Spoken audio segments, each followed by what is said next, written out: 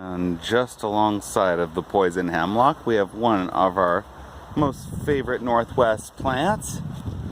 These are the stinging nettles.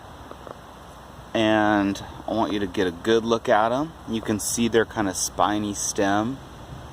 And you want to be careful touching these things, but they're really, really healthy.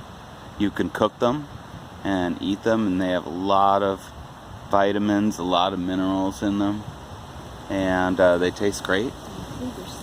Oh yeah, here's some cleavers too. We'll talk about those another time. Actually, it's Roadside Herb Service with Jane and Mark. Anyway, we'll come back to our, it's really a blustery day here. Come back to our nettles. And I wanted to come out and harvest a little bit of nettles, but these are right along the side of the road, and we're gonna go and try and find another patch that's not close to lots and lots of cars. So cheers everybody. Kind of a nice little find today. We knew where this one was, but we're gonna go down to the street and check it out. Have a good day.